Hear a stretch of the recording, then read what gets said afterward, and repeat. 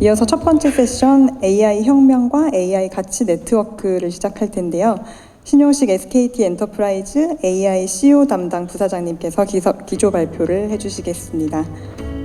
신용식 부사장님께서는 현재 SK텔레콤 주도로 2023년 만들어진 글로벌 통신사 연합체 GTAA와 함께 AI 가치 네트워크 확산에 힘쓰고 계십니다.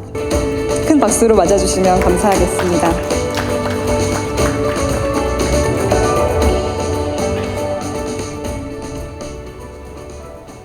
예, 안녕하세요. SK텔레콤 신용식입니다. 제목이 이제 산업 현장에서 만들어가는 AI 혁신 그리고 가치 네트워크라고 이제 되어 있습니다. 사실 가치 네트워크가 더 중요한 키워드인 것 같습니다. 왜 그런지 뒤에서 말씀드리도록 하겠습니다.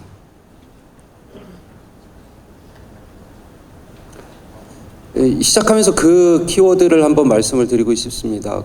잘 아시는 것처럼 GPT-5가 조만간 출시한다는 얘기가 막 임박했다 그런 얘기하고 있고 GPT-5의 또 기능 중에 하나는 수학적 추론을 굉장히 잘하는 그런 모델이 될 거다라고 하고 있습니다.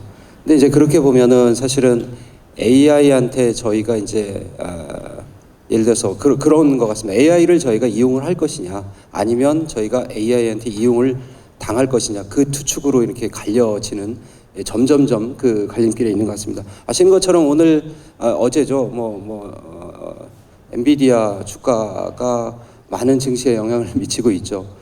저 밸류체인에서 좀 보시면 될 것 같습니다. 저 밸류체인에서 보시는 것처럼 AI 서비스를 하기 위해서는 크게 보면 저 4단계가 필요한 것 같습니다. 맨 아랫단이 이제 인프라인 것 같습니다. 당연히 GPU, NPU, 그것들이 올라가는 클라우드, 물론 클라우드 밑에는 이제 데이터 센터가 있겠죠. 예, 그런 영역들이 쭉 있을 거고, 그 다음에 이제 그 위에서 이제 돌고 있는 LLM이라는 라지 랭귀지 모델들이 있는 것 같습니다. 물론 국내에서도 저걸 소버린 개념으로 하고 계신 데들도 있고, 당연히 빅테크들이 워낙 잘 하고 있죠. 그래서 저러한 LLM 영역이 있을 것 같습니다. 그리고 그러한 LLM을 가져다가 사실은 유저들이 사용할 수 있는 어플리케이션을 만드는 그리고 서비스를 만드는 이렇게 크게 보면 4가지 영역이 있을 수 있는 것 같습니다.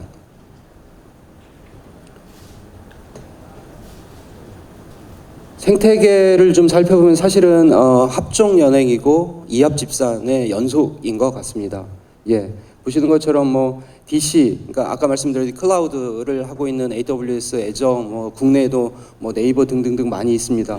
그런데도 그렇고 저 DC도 어느 하나하고 DC사하고 하는 게 아니고 마찬가지로 클라우드도 마찬가지고 멀티 클라우드를 쓰고 멀티 DC를 쓰고 있고 멀티 LLM을 쓰고 있고 그러니까 이러한 관계들이 사실은 가면 갈수록 더 복잡해지고 그다음에 어떤 유스 케이스마다 굉장히 다양한 형태로 바뀌고 결합이 되고 헤어지고 이런 관계들 계속적으로 가지고 가는 그런 상황인 것 같습니다. 잠깐 여기서 저희 SK텔레콤의 AI 전략을 소개해 드리고자 합니다. 저희는 작년부터 저 피라미드 전략을 가지고 지금 AI를 추진 중에 있습니다. 맨 아래층은 앞에 말씀드렸던 밸류체인하고 굉장히 비슷한데 AI 인프라 영역입니다. 그 영역에는 당연히 AI DC가 있고 저희 자체적으로 하고 있는 NPU, 사피온에서 하고 있는 NPU가 있습니다. 그리고 A.X.LLM이라고 해서 저희 자체적으로 라지 랭귀지 모델을 만들어서 지금 활용 중에 있습니다. 그리고 그 위에 올라가는 영역이 사실은 그거에 기반한 서비스 영역일 수도 있는 것 같습니다. 그래서 저희 본연의 텔레콤, 그러니까 모바일 서비스를 어떻게 하면 AI로 좀 더 편리하게 쓸 수 있게 할 것인지에 대한 고민들. 마찬가지로 저희 브로드밴드에서 BTB라는 서비스를 듣고 인터넷이라는 서비스인데 BTB에 AI가 들어가면서 이거를 얼마나 더 프렌들리하게 편하게 쓸 수 있는가라는 또 한 축이 있을 것 같습니다. 또 하나가 저희도 엔터프라이즈 사업을 하고 있습니다. 즉 B2B 사업을 하고 있는데 B2B 사업은 뒤에서 다시 한번 말씀을 드리겠습니다.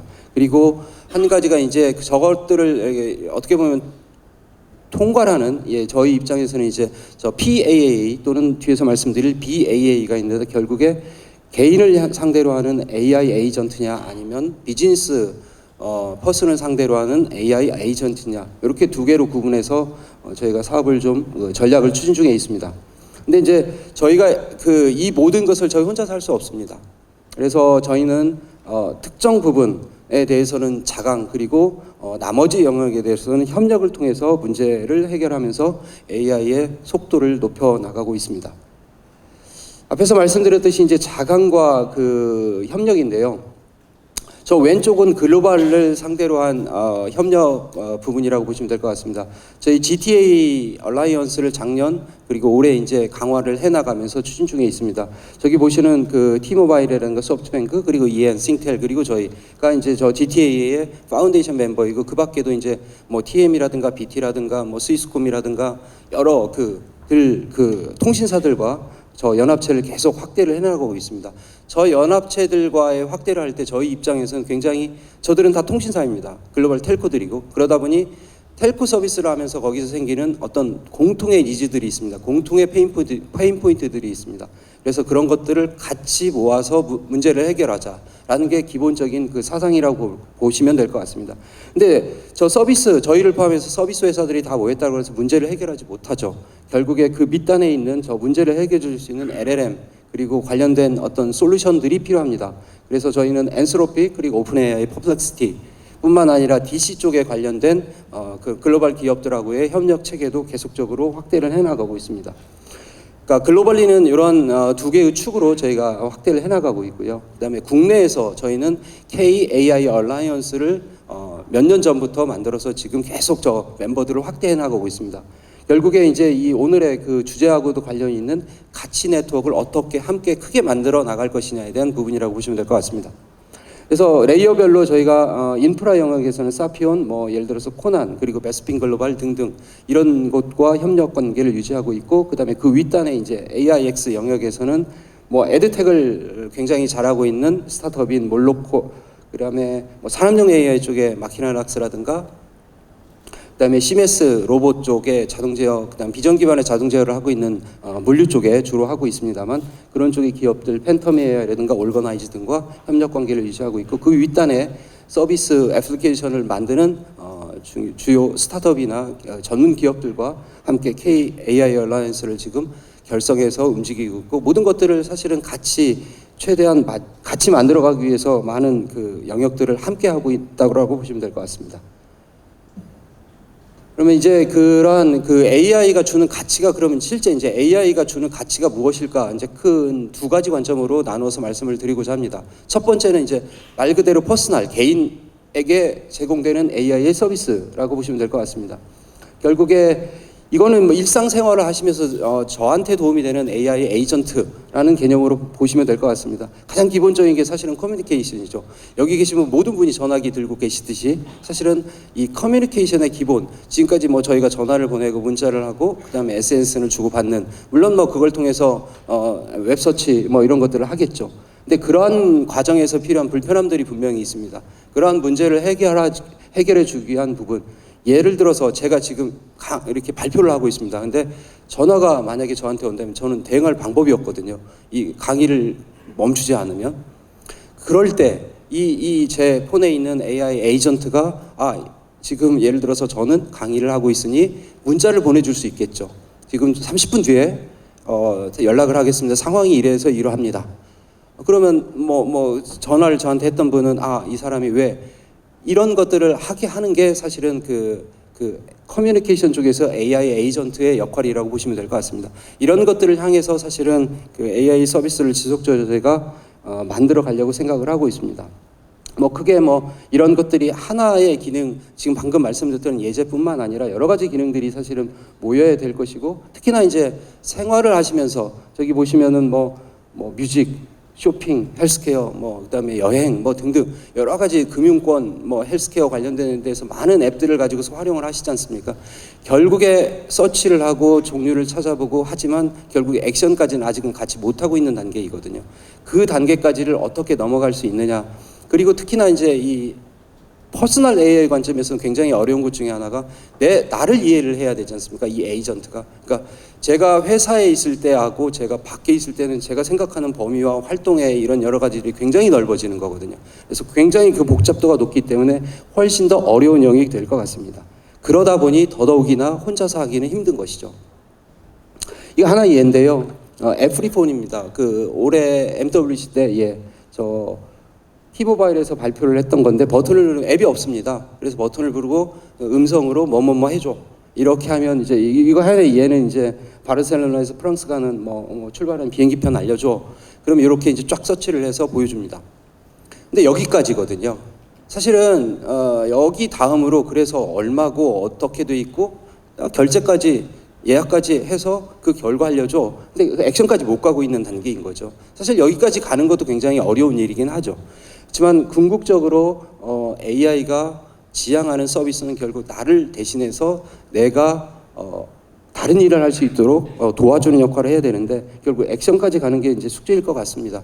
그 라지 액션 모델이라고 하는 것들이 이제 이 액션까지 가도록 도와주는 모델 중에 하나라고 막 연구들도 많이 되고 발표도 되고 논문도 있고 막 그러는 것 같습니다. 그게 두 축인 것 같습니다.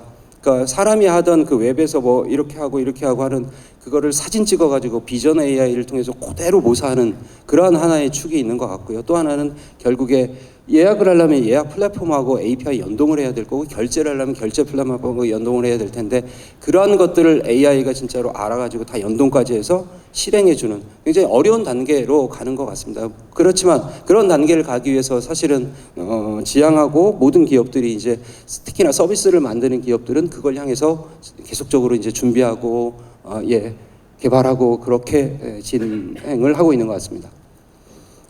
근데 아까 말씀드렸듯이 저희 혼자서 못합니다.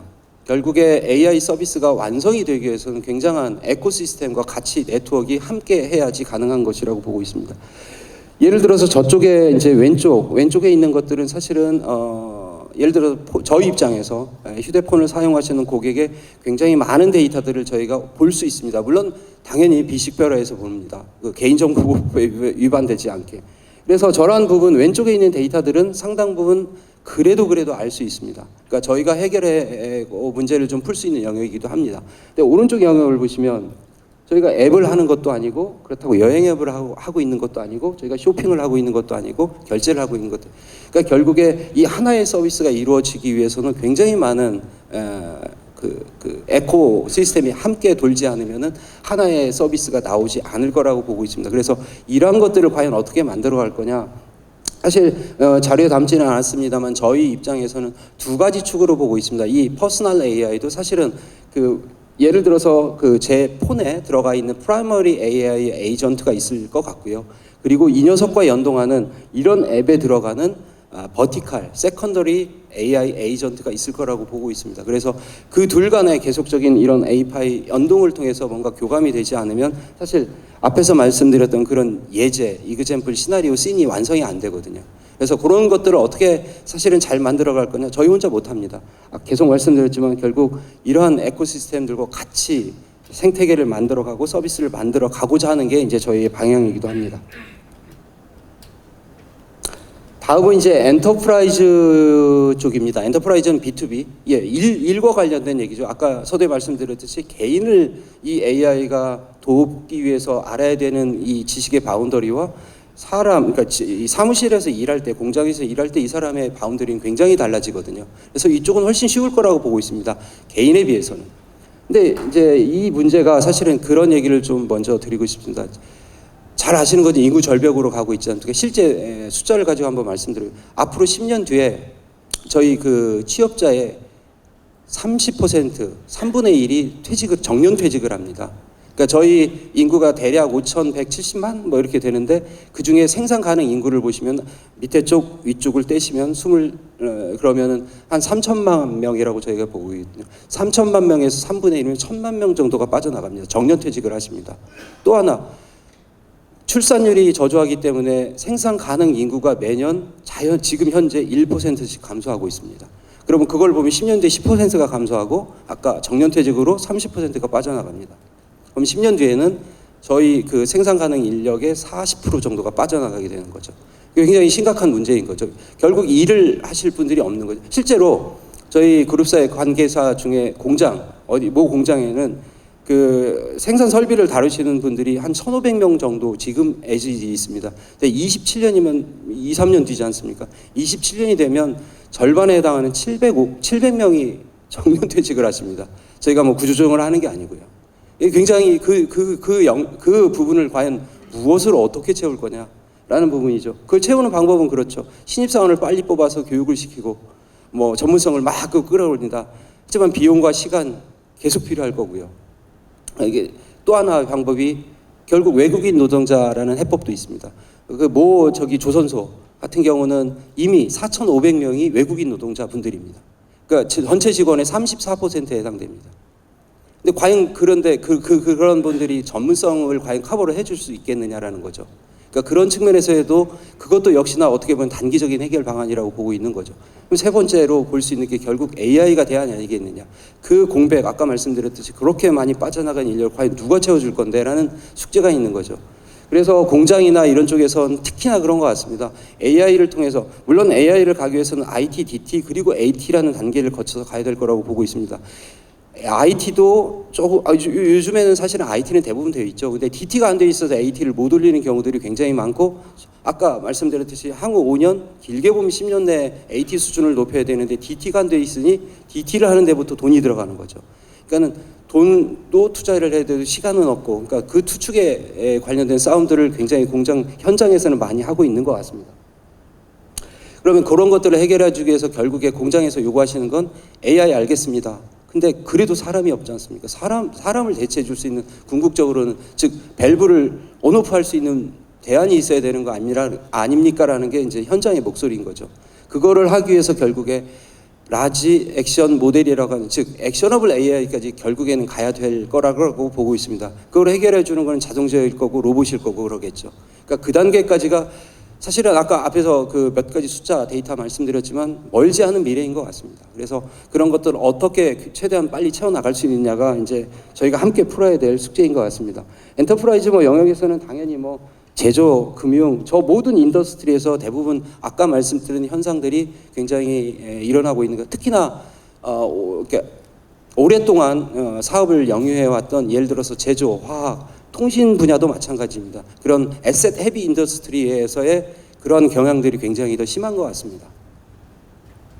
그래서 결국에는 이제 그렇게 적용할 때 아까 말씀드렸듯이 비용이라는 측면도 있고, DT가 있어야 AT를 올리는데 DT도 안 돼 있는데 어떻게 하라는 얘기냐, 이런 것부터 출발을 합니다. 그러니까 비용 효과적인 부분에 대한 고민들이 굉장히 많으신 거고, 당연히 공장 쪽 또는 회사별로의 커스터마이징 이슈와 보안 이슈는 늘 따라다니는 이슈라고 보시면 될 것 같습니다.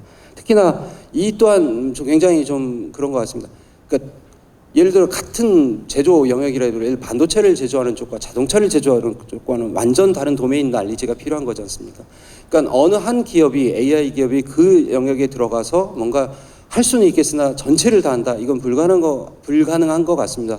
결국에 이 영역에서도 결국에 아까 말씀드렸던 여러 기업들이 함께해서 그 문제를 같이 풀지 않으면 문제를 공통적으로 풀어나가기에는 비용이 너무 많이 든다는 것이죠. 그래서 그러한 부분들을 해결하는 것들이 이 엔터프라이즈 AI 영역에서 저희가 풀어가야 될 숙제라고 보고 있습니다. 하나 예제 말씀드리면, 이런 거 이제 예제 많이 아마 보셨을 겁니다. 그 현장에서 문제가 생기면 AI한테 도움을 받아가지고 물어보고 그렇게 해결을 하는 거네라고 그래서 또 화면을 보면서 이렇게 보여주면은 고치는 것까지 하는 이런 예제들 많이 보셨을 겁니다. 이런 실제가 필요하다는 거죠. 근데 이제 이게 문제가 또 아까 이제 그 정년퇴직 그거에 단순히 그 인력 그것도 문제지만, 예를 들어 그런 겁니다. 전문 지식이 사라진다는 거죠. 암묵지로 사람들이 그 전문가들이 했던 분들이 퇴직을 하고 나면 그 전문성이 다 사라지는 거죠. 그거를 축적해 놓고 싶은 니즈가 굉장히 큽니다, 사실은. 그래야 그걸 가지고서 이런 문제가 생겼을 때, 즉 중숙련자 분들이 활용할 수 있는 뭔가가 있었으면 좋겠다, 그 툴이 있었으면 좋겠다라는 게 이제 현장에서의 굉장한 목소리라고 보시면 될 것 같습니다. 마찬가지로 이걸 문제를 푸는 데 있어서는 저 왼쪽은 사실은 어떤 예를 특정 공장, A라는 공장이면 공장에 있는 DT가 잘 돼 있으면 저 왼쪽에 있는 영역들은 잘 돼 있을 겁니다. 당연히 IT를 넘어서 DT 수준은 저걸 통해서 잘 돼 있어야만 사실 AI로 진화를 할 수 있거든요. 아까 말씀드렸듯이 저게 안 돼 있어서, 데이터베이스가 안 돼 있어서 거기서부터 이제 비용이 들기 시작하니까 이제 사실은 어떻게 보면 대책이 없는 거죠. 그것까지 하면서 AI까지 올리려니까 시간은 없고 비용은 많이 들고, 그러니 ROI 생각을 하고 이제 이도 저도 아닌 굉장히 그런 그 딜레마에 빠지신 그런 기업들도 제법 있는 거로 알고 있습니다. 당연히 이쪽에 이제 공장에 들어가 있는 설비들이 굉장히 많겠죠. 뭐 자동 제어 설비부터 뭐 제조와 관련된 설계와 관련된 품질 관리와 관련된 여러 가지 설비들이 있을 텐데 이 한 제조사에서 공급한 장비가 아니지 않습니까? 결국 이 제조사들의 API를 뚫어줘야 되는 거거든요. 그리고 저것들이 하나의 API로 이용할 수 있는 어떤 표준화된 포맷도 만들어져야 될 필요도 있는 거고요. 아까도 말씀드렸듯이 퍼스널 쪽에서도 역시나 그 다양한 인더스트리가 힘을 모으지 않으면 문제를 풀 수 없듯이 이쪽 영역도 굉장히 비슷한 것 같습니다. 그렇지만 퍼스널 영역이 훨씬 더 다이버시티가 심하고 이쪽은 그래도 도메인 스페시픽한 분야이기 때문에 그래도 문제를 푸는 데는 좀 더 쉬울 거라고 생각은 하고 있습니다. 오피스 사무실 환경에서도 똑같은 것 같습니다. 아까 그런 현상들은 사무실에서도 동일하게 일어나는 것 같고 그러면 결국에 그 부분을 어떻게 채워줄 거냐. 그래서 저희는 이제 그 BAA 앞에서 말씀드렸던 거는 PAA였고요. 비즈니스 AI 에이전트라고 저희는 생각을 하고 있습니다. 근데 사무실 업무에서도 조금 구분을 해보시면 누구나 하는 일들이 있습니다. 출장 등록, 뭐 근태 등록, 그다음에 뭐 휴가 등록, 그다음에 비용 쓴 것들 처리하는 것들, 뭐 회의실 예약, 이건 누구나 하는 것들이거든요. 그런 쪽과 관련된 영역이 하나가 있을 것 같고, 그다음에 특정 업무를 하시는 분들, 예를 들어 HR 채용 업무를 하시는 분은 그 일만 하시거든요. 그다음에 재무나 세무, 법무 마찬가지로. 그래서 이 두 개를 좀 구분해서 아까 말씀드렸듯이 그 PAA도 프라이머리 에이전트가 있고 세컨더리 에이전트가 있는 것처럼 이 비즈니스 영역, 즉 엔터프라이즈 영역에서도 프라이머리 즉 제너럴 BA가 있고 프로페셔널 BA가 있을 거라고 생각을 하고 있고 실제로 이제 저희는 그렇게 좀 준비를 해 나가고 있다. 그 중에 하나의 이제 예라고 보시면 될 것 같습니다. AI 회의록도 뭐 이미 나와 있는 그 솔루션들이 있습니다. 여기서 이제 기술 같은 경우는 당연히 음성 인식이겠죠. 음성 인식을 잘하고 여러분이 회의를 하면서 말씀을 하시기 때문에 화자 분리를 정말 얼마나 정확하게 잘 해낼 거냐. 그리고 이제 밑단으로 내려가면 요약이나 뭐 생성하고 문서 생성하는 건 LLM들이 워낙 잘하기 때문에 지금은 뭐 큰 이슈는 아닐 것 같습니다. 한 가지 근데 이제 이것도 오른쪽에 있는 것처럼 그 영역 그 도메인 스페시픽한 용어들이 있지 않습니까? 약자들도 되게 많고 그래서 저런 것들은 별도의 이제 학습이나 뭐 튜닝이 필요할 거라고 생각을 하고 있습니다. 그러니까 그런 것 같습니다. 그 저기 이제 그 영어 저 음성 글자 뭐 이런 거 그 STT라고 하는 것들 좀 보면서 그런 생각이 드는 하는 것. 그 바벨탑의 저주라는 게 결국 언어의 장벽이었지 않습니까? 드디어 이제 풀렸다라고 볼 수 있는 거죠. 정말 엄청난 사실은 AI가 문제를 해결한 그 누구도 풀지 못했던 문제를 AI가 사실은 푸는 거거든요. 그래서 그런 그게 풀리면서 사실은 뒤따르는 여러 가지 서비스들이 굉장히 그 파급력이 굉장히 커지고 있고 이러한 영역에서도 굉장히 많이 활용이 되고 있는 것 같습니다. 예, 마지막입니다. 그 저 제목 앞에서 말씀드렸던 것처럼 사실 AI 가치의 크기는 저 협력의 크기하고 저는 비례한다라고 생각을 합니다. 그 누구도 저 모든 영역을 한 기업이 다 해결할 수는 없고 문제를 풀 수 없다라고 생각을 하고 있습니다. 그래서 아까 말씀드렸듯이 맨 밑단에 인프라 영역부터 그 위에 올라가는 모델 영역, 그 다음에 클라우드 영역, 그리고 그 위에 올라가는 서비스 영역, 이게 전체가 에코시스템이 잘 만들어지고 협력 관계를 가지고 가지 않으면 그 누구도 완결하게 문제를 풀 수 없다라고 생각을 해서 앞에서 말씀드렸던 것처럼 저희는 그러한 자강도 있지만 협력의 관계를 계속적으로 넓히기 위해서 앞으로도 계속 노력할 예정이고 그렇게 해서 AI의 가치를 함께 높일 수 있도록 그렇게 하겠습니다. 감사합니다. 감사합니다, 신 부사장님. AI 가치의 크기는 자강과 협력을 통해 함께하는 AI 생태계 네트워크에 달려있다는 말씀 크게 와닿습니다. 다시 한번 박수 부탁드립니다. 다음은 김경만 과학기술정보통신부 인공지능기반정책관님께서 기조 발표해 주시겠습니다. ICT 분야의 다양한 업무 경험을 갖고 계신 김 국장님께서는 디지털 혁신의 핵심인 인공지능, 데이터, 클라우드 관련 굵직한 정책과 현안을 묵묵히 수행하고 계십니다. 박수로 청해 듣겠습니다. 반갑습니다. 소개받은 김경만입니다. 제가 오늘 말씀드린 내용은 과기정통부 대한민국에서 수행하고 있는 디지털 AI 정책이 되겠습니다. 실제 너무 광범위하고 내용들이 많아서 어떻게 말씀을 드릴까 좀 고민스러운데 오늘 주제를 이해하시는 데 있어서 정부가 어떤 큰 그림 하에서 정책을 펼치고 있는지를 좀 아시게끔 제가 좀 말씀을 드리고요. 그런 틀 안에서 오늘 말씀드린 내용들을 좀 이해를 하시면은 AI를 이해하시고 저희 정부가 하는 일과 기업들이 하시는 일이 조금 그래도 매칭이 되고 있지 않나 이런 느낌을 가질 수 있었으면 좋겠습니다. 말씀드리겠습니다. 그 생성형 AI가 등장을 하면서 사실 모든 것이 바뀌었다고 저희도 생각을 하고 있고, 그래서 이제 뭐 데이터 정책부터 시작해서 기존에 했던 인공지능 정책들이 많은 변화를 하고 있습니다. 특히 이제 뭐 단순 추론뿐만 아니라 예측이라든지 인간을 초월할 수 있다는 두려움을 저희가 늘 가지면서 인공지능에 대한 지능뿐만 아니라 신뢰라든지 통제 이런 부분에 대해서도 상당히 이제 깊게 관심 있게 들여다보고 있습니다. AI 시장도 정말로 폭발적으로 성장할 거라고 저희가 또 생각을 하고 있고요. 특히 아까 반도체도 말씀을 하셨는데 실제 인공지능 반도체가 인공지능 시장 전체에서도 상당히 많이 발전을 할 것이라고 저희는 예상을 하고 있습니다. 각 나라들은 정말 전쟁 중이라고 표현하는 게 맞을 것 같고요. 한편으로는 또 군비 경쟁에 빗대어 가지고 누가 예전에 뭐 원자 폭탄을 먼저 가지느냐, 그리고 갖게 되면은 후발국들은 못 가지게끔 통제를 하느냐, 이런 식의 그 기술 경쟁들을 많이 하고 있고요. 그리고 실제 이 첨단 기술을 가지느냐 가지지 못하느냐에 따라서 향후 이제 국가 경쟁력을 많이 좌우한다고 생각을 하고 있고, 저희 정부도 그런 측면에서 좀 총력을 다하고 있는 중입니다. 잘 아시다시피 이제 미국은 월등하게 1등이고요. 뭐 가만히 놔둬도 잘하는데 정부도 나서서 잘 열심히 하고 있고, 영국 같은 경우는 이제 안전 리더십을 확보하기 위해서 작년에 그 AI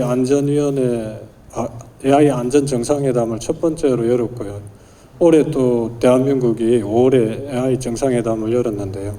안전에 대한 이야기들이 아까 말씀드린 것처럼 이제 GPT가 등장하고 난 이후로 상당히 많이 대두가 되고 있습니다.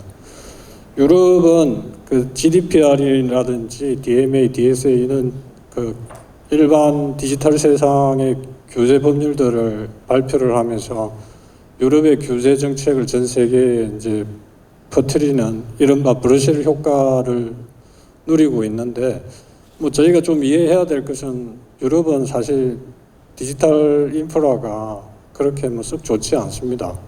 그러니까 유럽의 규제는 항상 보면 자국의 시장 보호를 중점으로 두고 있고, 시장을 보호하는 그 순간에 유럽 전체의 기술 개발을 위한 여러 가지 정책들이 동시에 수행되고 있기 때문에 유럽이 뭐 규제 중심이다 하는 이런 오해들은 좀 안 했었으면 좋겠고, 저희 정부도 가능하면 규제와 진흥을 병행해서 추진하려고 하고 있습니다. 뭐 중국은 아시다시피 그 개인정보 보호라든지 데이터 활용이나 이런 부분에서 비록 그 서방 국가에서 경제 규제를 하고 블록으로 배제를 시키고 있지만은 데이터라든지 독자적인 기술로 인공지능 분야에서 또 월등한 나라라고 저희는 생각하고 있습니다. 우리나라는 그 한 3위권에 속한다고 보고 있는데요. 보시는 바와 같이 이제 미국이 100으로 둔다 그러면은 중국이 60, 우리나라는 40에서 50 정도 되는 수준이지만 그래도 3위권에 속한다고 이제 외국의 토터스 미디어에서 이제 발표를 하고 있고요. 특이한 거는 AI 도입률이나 이런 부분에서는 우리 대한민국이 상당히 그래도 앞서가고 있습니다. AI 잠재력과 효과입니다. 생략하겠습니다. 아까 말씀하시는데 사실 경제 성장이라든지 인구 감소 그리고 사회 문제 해결 이런 데 있어서 AI가 상당히 역할을 할 것이라고 생각을 하고 있고요. 실제 AI가 저출산이라든지 고령화, 생산 요소 증가 추이가 감소되는 상황에서 AI를 잘 활용을 하게 된다면은 우리 가기정통부와 베인 컴퍼니가 올해 이제 연구 용역을 했었는데요. 연간 한 300조 정도의 경제적 효과가 있다고 저희는 알고 있고요. 그리고 실제 AI가 도입된다 그러면은 GDP가 연간 1.8% 정도 더 추가 성장을 한다고 합니다. 실제 그러면 우리나라는 다른 나라에 비해 가지고 어떤 경쟁력이 있고 AI를 정말 잘할 수 있을까에 대한 의구심도 들고 정책을 하는 저희 입장에서도 강점은 살려야 되는데요. 저희가 생각할 때 우리나라가 가지고 있는 잠재력이랄까 경쟁력은 첫 번째 반도체 분야의 경쟁력이라고 생각을 합니다. 물론 이제 뭐 AI 반도체라든지 시스템 반도체가 아닌 메모리 반도체가 아닌 AI 반도체 영역에서 과연 경쟁력이 있겠느냐 하는 뭐 의문들은 있지만은 저희가 이제 가지고 있는 반도체 기술이라든지 그리고 LLM을 전 세계에서 세 번째로 만들었고요. LLM을 보유하고 있는 나라들을 비교해 보면은 총 보유 개수로 따지면 우리나라가 이제 세 번째로 많은 나라입니다. 그만큼 이제 관심도 많고 나름대로 소프트 역량도 있다고 생각을 하고 있습니다. 더 큰 거는 이제 다른 나라가 가지지 않는 디지털 생태계를 저희가 가지고 있고요. 그래서 뭐 유럽이라든지 다른 제3세계를 대한민국을 상당히 부러워하는 상황이고, 그런 와중에 제조업의 경우에는 반도체는 말씀드렸고 전자라든지 자동차 그리고 휴대폰 같은 경우는 전 세계 글로벌하게 1등을 하는 국가이고, 앞으로 향후 온 디바이스 AI가 이런 제조업과 결합이 된다 그런다면은 상당히 이제 AI로 인한 경제 성장을 촉진시킬 수 있을 거라고 생각합니다. 국민적 가심은 아까 말씀을 드렸고요. 이런 이제 배경을 가지고 정부가 추진하고 있는 AI 주요 정책에 대해서 말씀을 드리겠습니다. 실제 AI가 잘 되기 위해서는 여러 가지 생태계가 중요하고, 그 생태계를 구축한 다음에 경제 주체라 할 수 있는 정부라든지 기업, 개인들이 잘 활용을 하게 하고요. 그 활용하는 과정에서 발생되는 부작용을 얼마나 최소화시키느냐가 여러 정책을 펴는 데 있어서 지향점이라고 할 수 있습니다. 그럼 생태계를 잘 구성하자고 이야기했을 때 아까 앞서서 SKT에서도 간단히 보여드렸지만은 저희가 생각하는 생태계에 대해서 조금 말씀을 드리겠습니다. 첫 번째 보면 R&D와 인프라 쪽을 뭐 생태계라고 이야기를 할 수 있는데요. 인공지능을 잘하기 위해 가지고 뭐 제가 지금 말씀드린 3대 게임 체인저 기술 육성은 조금 넘어가고요. 실제 인공지능이 잘 되기 위해서는 기본적으로 AI 반도체라든지 클라우드, 데이터 이렇게 크게 묶인 생태계가 원만하게 돌아가야 된다고 저희는 생각을 하고 있습니다. 물론 데이터를 어떻게 잘 쓰게끔 하느냐도 중요한 거고 인재도 중요한데요. 그런 측면에서 보면은 올해 저희가 좀 중점적으로 추진하고 있는 게 K 반도체 이니셔티브가 되겠습니다. AI 반도체 이니셔티브인데요. AI 반도체 이니셔티브의 주요 내용이 결국은 AI 알고리즘을 어떻게 잘 개발을 하고 그 알고리즘이 올리게 될 반도체는 어떻게 갈 것이며 이러한 반도체를 어떻게 활용할 것인가에 대한 생각들이 담겨져 있습니다. 그래서 AI 모델을 개발할 때 R&D에서는 차세대 범용 AI를 고민을 많이 하고 있는데요.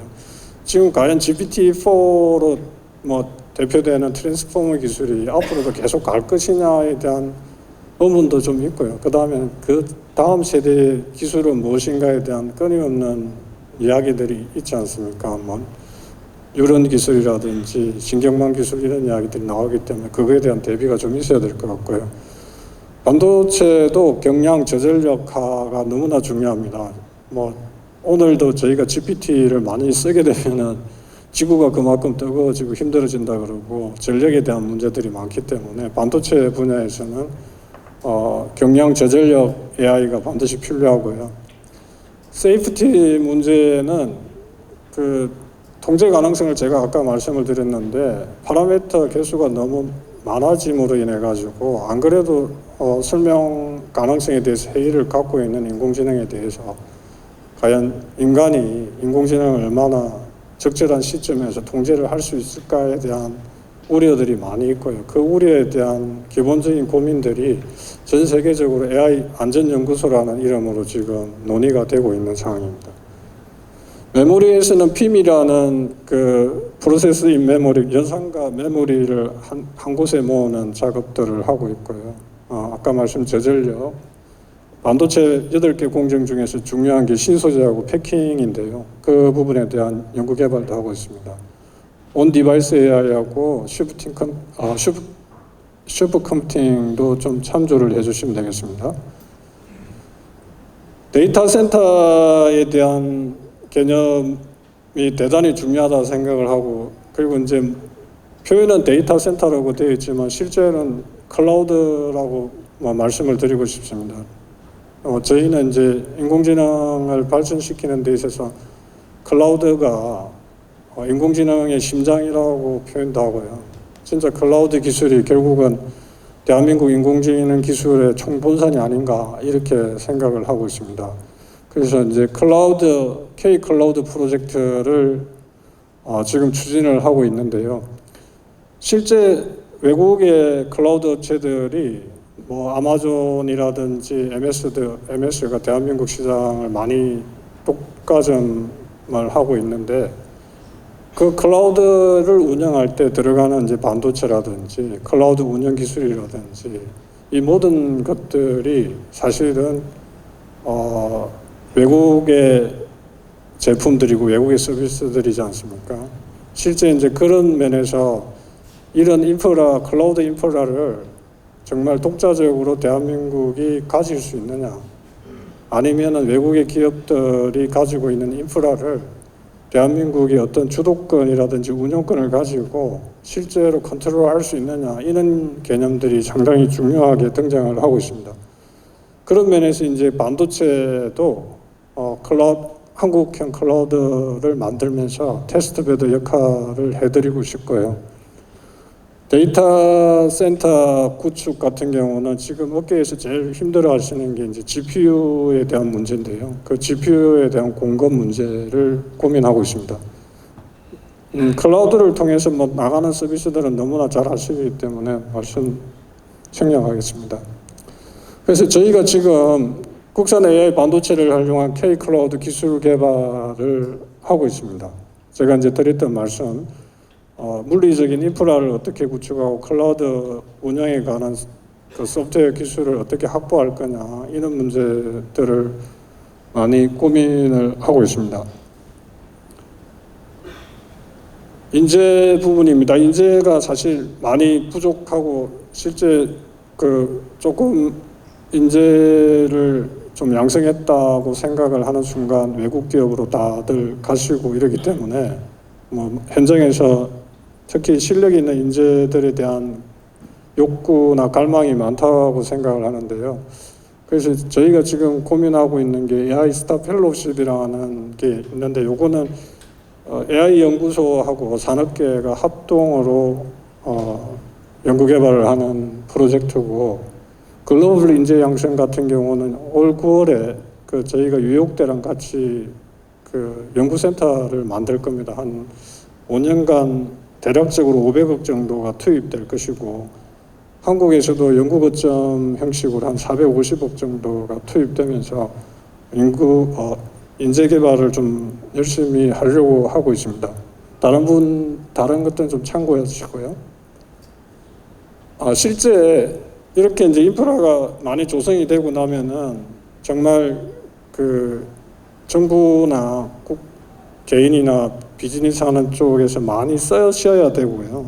이게 쓰게 될 때는 이게 AI구나 하는 이런 느낌보다는 그냥 내가 AI인지 아닌지 모르게 쓰는 게 상당히 중요하다고 생각을 하고 있습니다. 그래서 저희가 시범 사업들을 많이 하고 있고, 그 시범 사업의 목적이 결국은 이제 경제 성장이라든지 난제 해결, 특히 개인 맞춤형 서비스를 제공해 줌으로써 그 개개인들의 뭐 복지라든지 권리 향상 쪽에 많이 초점을 두고 있습니다.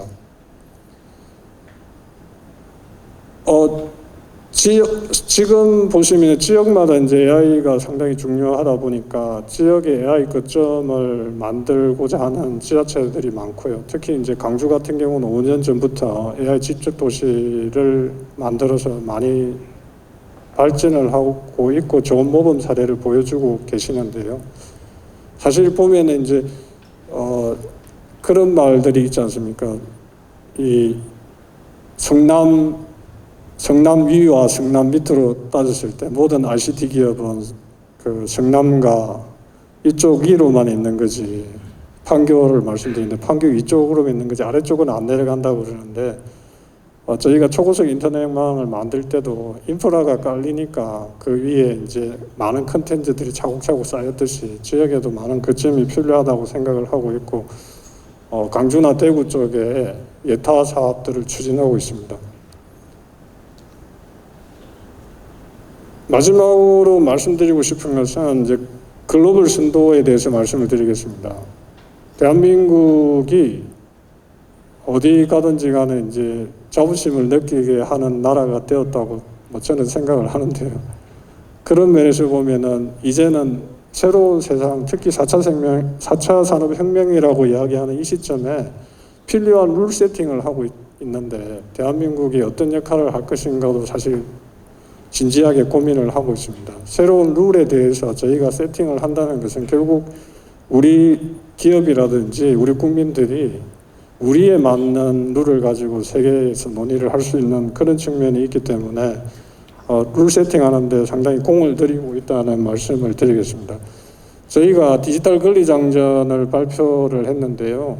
디지털 권리장전은 간단히 말씀드려가지고 디지털 시대에 대한민국 국민이나 아니면 개인, 세계의 인간이 가져야 될 권리가 무엇인가라는 측면에서 약간 철학적으로 접근을 했지만은 앞으로 다가올 세상에 대한 논의라고 보시면 되겠습니다.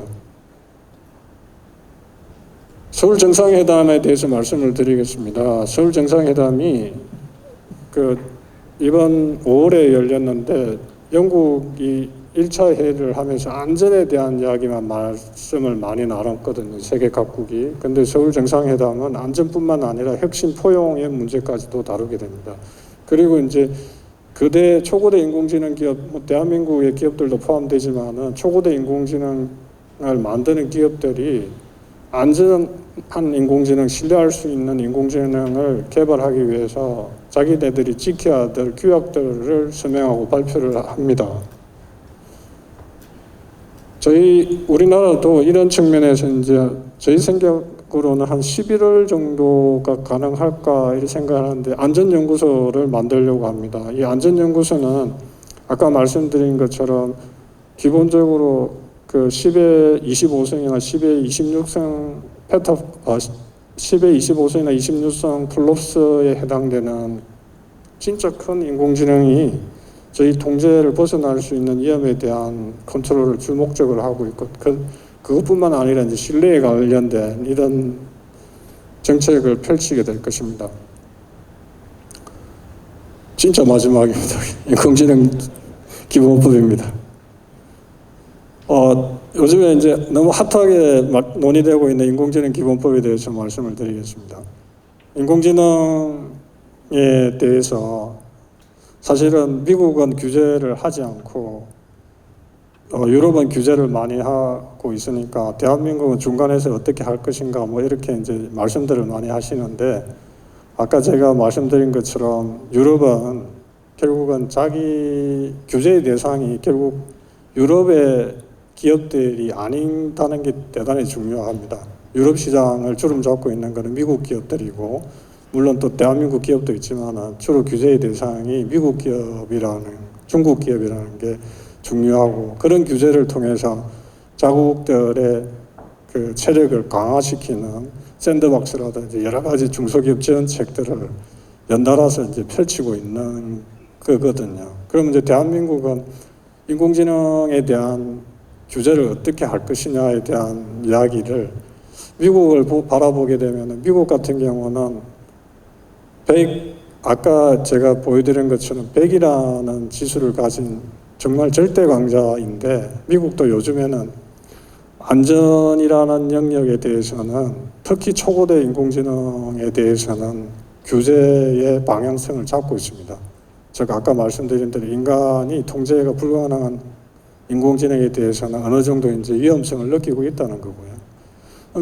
그럼 대한민국은 이런 와중에서 규제 중심적으로 인공지능 정책을 펼칠 건가?